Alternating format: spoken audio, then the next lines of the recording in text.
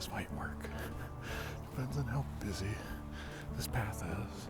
Somebody already was out here walking their dogs just now, but yeah, I think this can work. I'm gonna get set up over here.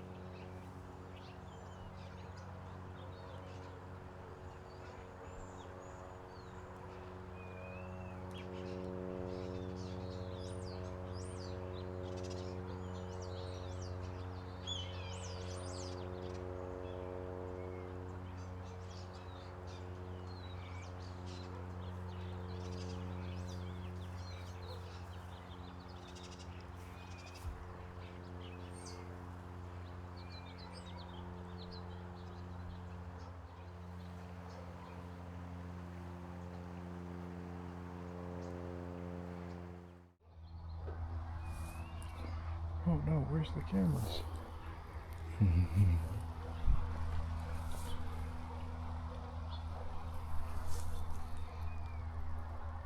I can dig it.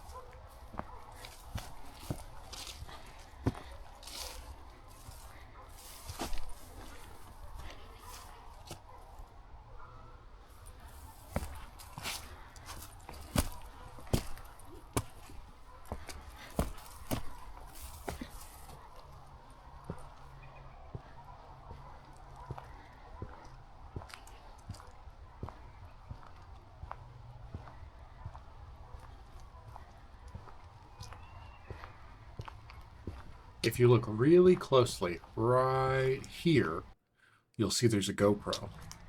And you may also notice there is no footage from that GoPro, even though I've now packed up and left.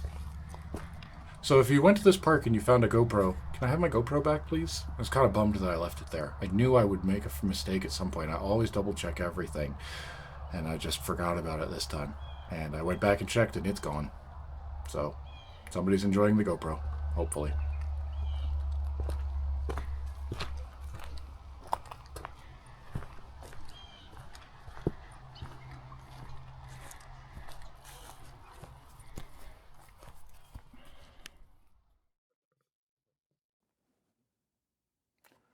Okay.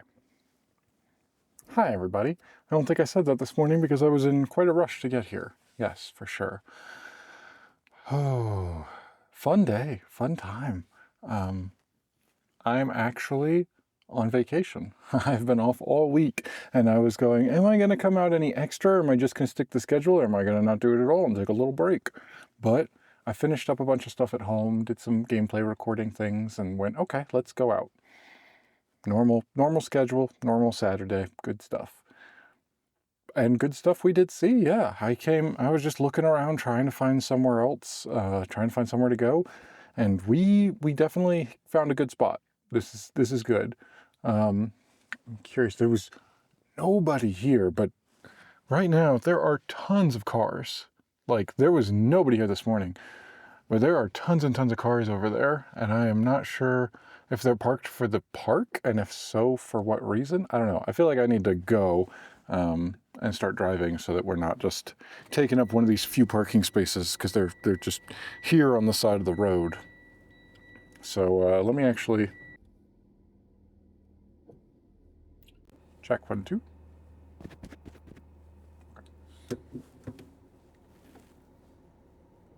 Let's wait for the fire truck to go past, and then we'll go.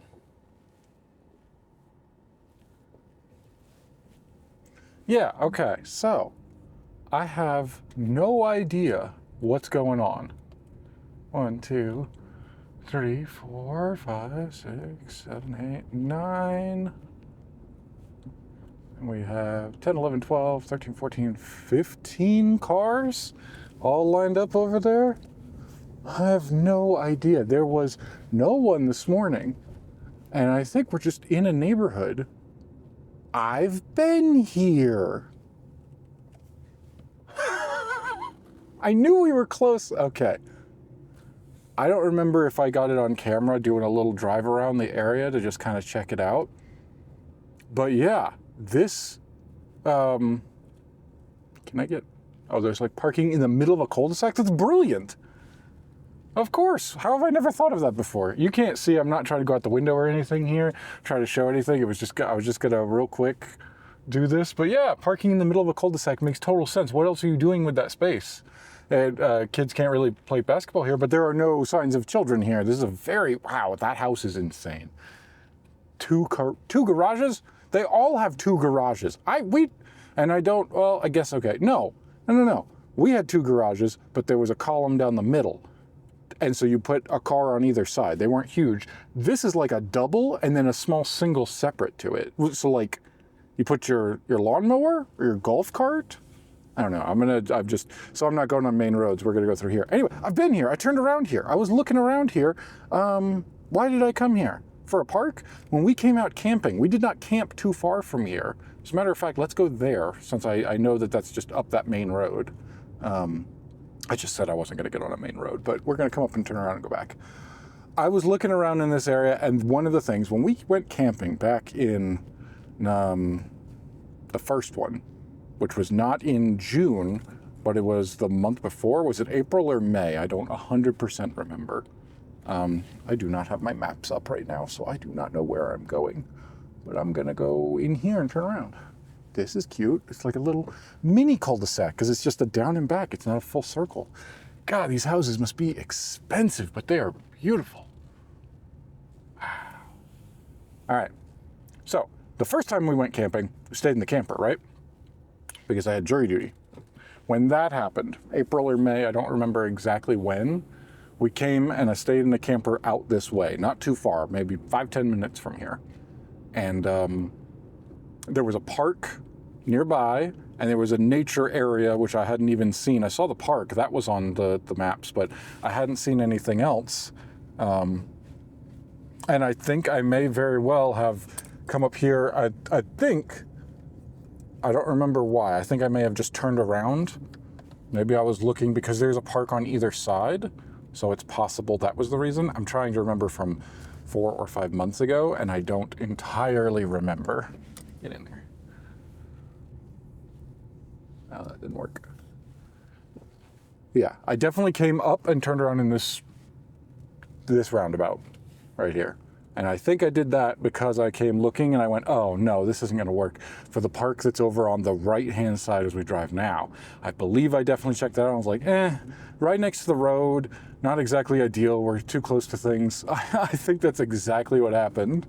I'll have to go back and check at some point because I'm curious. But yeah, that more or less for this park, I assume is where everyone, because I just wanted to check to see if there was anything else, but no, I don't see anything. But on the other side, right over there was a little spot, walk down, there's a trail goes one way and the other way, and it just opens up to this beautiful little clearing right there on the water. You sit right there, it's just a nice little lake. Nope, don't want to turn there.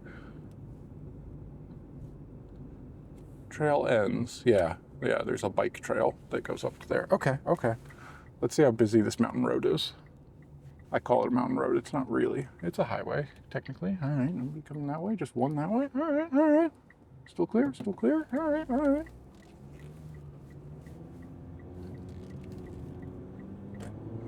Not entirely as clear as I thought, but I wasn't pulling out directly for somebody, but I gotta get going. So, there we go. All right, yeah, I remember this. I remember driving through here. There was the crystal store. I looked at that and went, that'd be cute.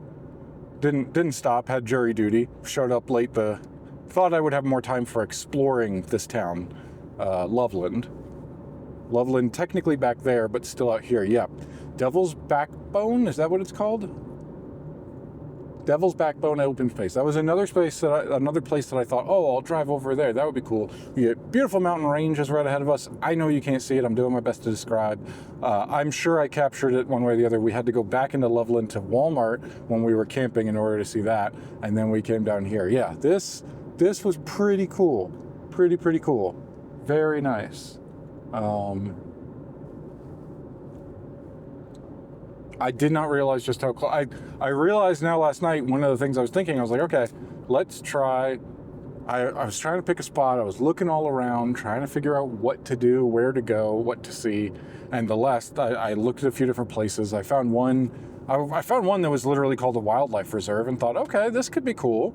And looked at it and looked closer, and it was legitimately like they've put up signs for no parking everywhere. You can't park anywhere close to it. It's like a walk-in only, and only for the residents of that very expensive neighborhood, as all the reviews were saying. So, yeah, not ideal, not going to work for our purposes. I'm not a resident, and I don't have access to that or anything. But this area we came to right over by the park that we were showing from before, and we went and walked around. This was where we came and explored and looked at listened to the birds that were around. Yeah, well, there was a trail that leads you down, very similarly, down to the water over there. There's a bird right here. And it's gone. It was right there. It might have been a warbler. It was right there. But a bunch, yeah. This is another spot we could come to at some point. Anyway. So, picked the spot, looked around, thought about coming here because it's not too far of a walk to get back there.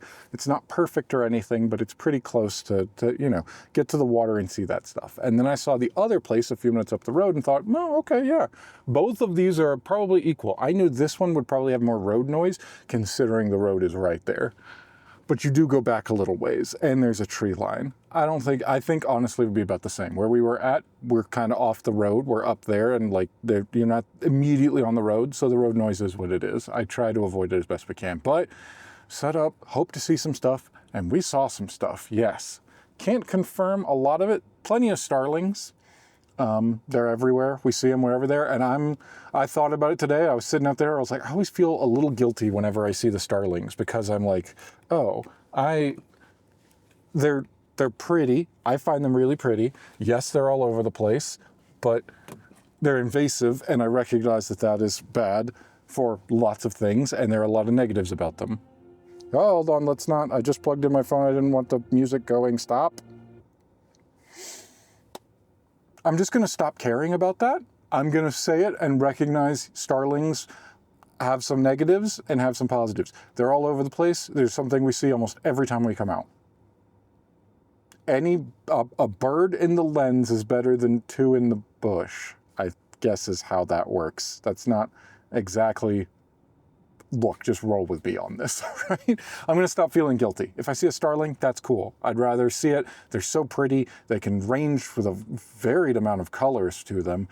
Yes, they have a bad history. Yes, there's negatives about them. And I'm going to stop thinking about it that way because I always feel guilty whenever I see them. Be like, should I be even capturing footage of them or taking pictures or, in some way it's not really giving them a spotlight, I guess, but I'm just going to stop. It's a bird. A bird is a bird is a bird. It's not the bird's fault.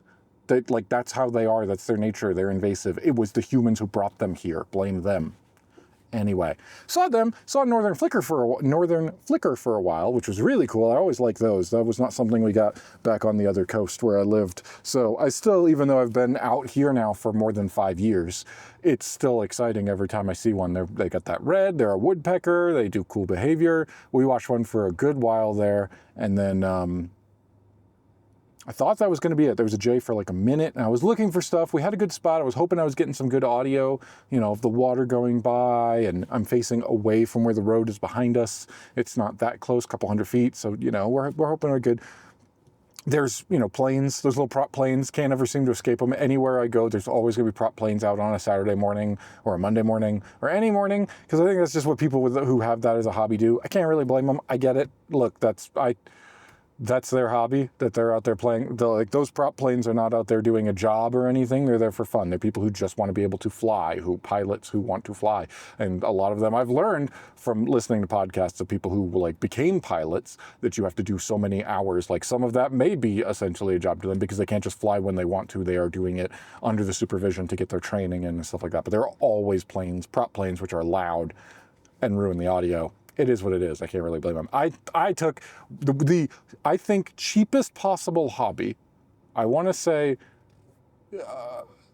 bird watching can be, if you don't go with binoculars and you literally do nothing but go to a free place and walk around, it is just about as free as it could possibly be. And I took it to the most expensive way I could do it, where I go out bird watching with tens of thousands of dollars of camera equipment. Maybe not that much and not currently with the setup, but yeah, it can get there.